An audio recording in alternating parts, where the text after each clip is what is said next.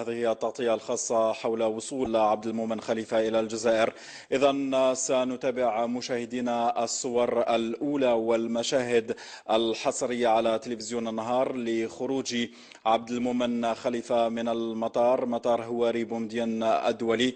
إذن هذه الصور الحصرية التي ينقلها لكم تلفزيون النهار لخروج عبد المؤمن خليفة من مطار هواري بومدين.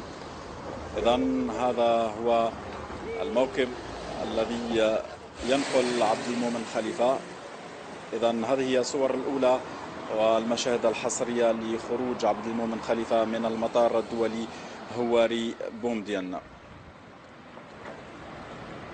وتجدر الإشارة بأن عبد المؤمن خليفة كان قد وصل إلى الجزائر في تمام الساعة 6 مساء بعد نقله على متن رحلة.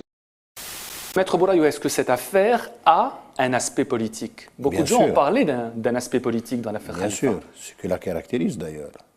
C'est une affaire politique, dans la mesure où certaines personnalités sont impliquées, dans la mesure où certains avoirs de l'État sont concernés, dans la mesure où Khalifa a couvert certaines dépenses de l'État algérien. Si ces considérations ne font pas de ce procès un procès politique, je ne sais pas. أتمنى أن يكون هناك خلاف فعلا وتظهر هذه الحقائق، لأن الشعب في حاجة أن يعرف أمواله. هكذا بدت أحياء براقي وخريسية، دخان ومناوشات بين مواطنين غاضبين وقوات الشرطة، غليان شعبي، والمتهم سلطات تتماطل في تحديد موعد قار للترحيل وتنفض أيديها من تهيئة هذه الأحياء.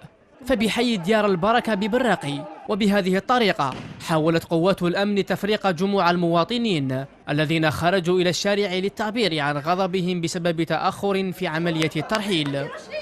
هي في الحقيقة هذا الأمور الانتفاضة فيما يخص الترحيل لسكان حي ديال البركة، بويسك خلاص عانوا، لحقنا وين درجة أنه الإنسان خلاص لا تطاق، يعني كنت تدخل داخل الديار.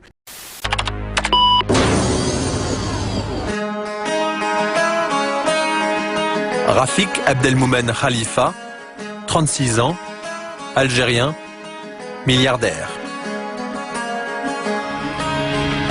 Transport aérien, banque, médicaments, télévision. Jusqu'à ces dernières semaines, Khalifa symbolisait la réussite de l'Algérie. En moins de 10 ans, raconte son site internet, ce docteur en pharmacie algérien a su, en stratège implacable, développer une série d'initiatives qui ont propulsé son groupe au premier rang des entreprises privées de son pays. En septembre dernier, il lance en France Khalifa TV, une nouvelle chaîne de télévision par satellite. Pour fêter l'événement, Rafik Khalifa organise à Cannes l'une des fêtes les plus pharaoniques que la jet-set ait connue depuis 10 ans. La soirée se déroule dans sa nouvelle villa, rachetée quelques mois auparavant après avoir été évaluée à près de 30 millions.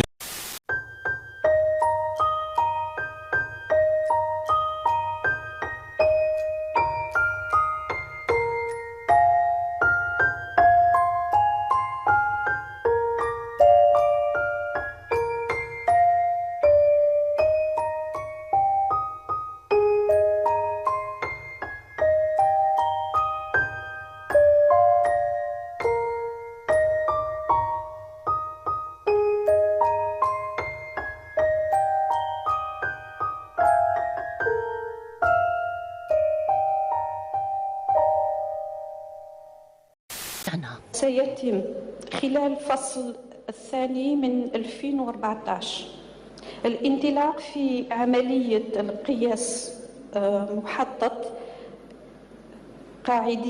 قاعدية لهاتف النقال مركبة عبر الوطن، تأكد من مستويات الذبذبات الكهرومغناطيسية الصادرة عنها.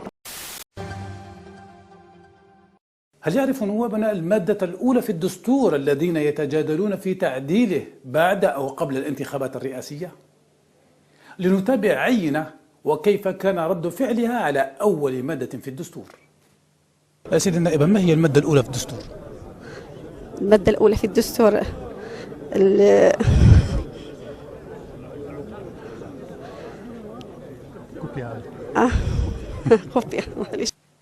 الدستور طبعا ليس قرآنا يجب أن يحفظ عن ظهر قلب، وإن كان كذلك لماذا الإصرار على الإجابة؟ تابعوا أيضا. سيدنا، ما هي المادة الأولى في الدستور؟ المادة الأولى في الدستور هي الجزائر ديمقراطية شعبية، جمهورية ديمقراطية شعبية في إطار المبادئ الإسلامية. شكرا. وحتى الإجابة هنا لا تفرق بين الدستور وبيان أول نوفمبر.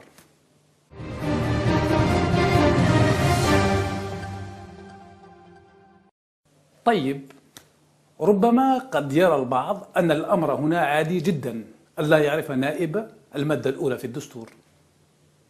دعونا نرى ما هو غير العادي. المادة 113 هذا فيما يخص الدستور، اللي هي فيما يخص البند المتعلق بالهيئات التشريعية اللي تخص البرلمان، يقول لك لا يجوز التعديل في تعليمات رئاسة الجمهورية من أجل الحفاظ على توازن المؤسسات. يعني علاش ما طلبتوش تغيير المادة 113 مثلا فيما يخص لجنة بن صالح، فيما يخص دائما المادة ديمقراطية؟ احنا بالنسبة لنا طالبنا بتعديل الدستور من أجل هذه القضية وغيرها، لأنه كون تفتح النقاش في تعديل الدستور سنطرح آراءنا التفصيلية على كل قضية من هذه القضايا، بحيث كي نتفقوا على نظام الحكم ثم تسهل هذه القضية، لأنه هذه قضية منبثقة عن فكرة أخرى، وهي أنه مجموعة تحب دائما السلطة تبقى في يدها، ولذلك القضايا المفصلية يقول لك لا تناقشني فيها. احنا عندنا نظرة أخرى ونكشفها في حينها إذا فتح المجال لمناقشة الدستور ونبينوا آراءنا بوضوح. يعني شكرا دكتور، الله يخليك. شكرا.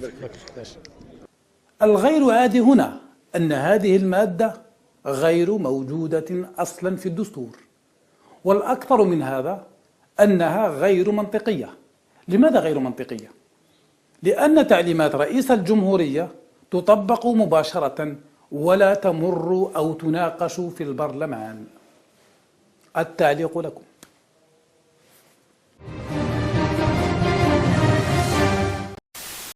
Pour le Conseil d'État, deux droits coexistent, celui des mères voilées et celui des directeurs d'établissement.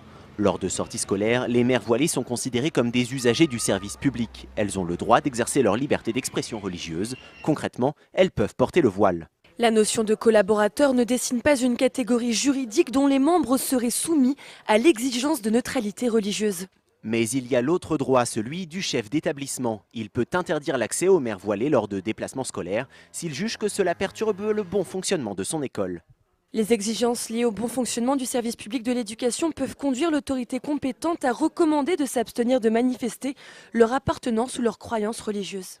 Cela ne remet donc pas en cause la circulaire de l'ancien ministre de l'Éducation nationale, Luc Châtel. En 2011, il avait estimé qu'une mère voilée ne pouvait pas accompagner une sortie de classe car durant ce temps, elle était un auxiliaire de service public. Le gouvernement doit désormais trancher. Il peut décider de suivre ou non cette décision. Des voitures prises au piège de l'eau, 40 cm dans le centre-ville, parfois plus, comme dans certaines artères principales de Morlaix, où les inondations ont atteint 1,40 m de hauteur. Impossible pour certains de travailler ce matin ou de faire leurs courses. On sait qu'il y aura du soutien, plein de gens nous ont proposé des coups de main et ça nous fait chaud au cœur. Ça nous permettra de tenir le choc parce que bon, c'est vrai que moralement c'est un peu difficile. Je travaille à la caisse primaire d'assurance maladie, là, qui est au bout de la rue et donc pour l'instant on ne peut pas accéder au bâtiment. On attend, on est dans l'attente de voir l'état des lieux.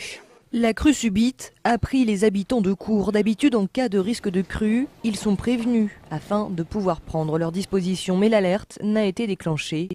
Twittosphère ce week-end. Alors on en a beaucoup parlé, de ça. Tout a commencé avec ce tweet de Justine Sacco, une américaine qui travaille pour une boîte de communication.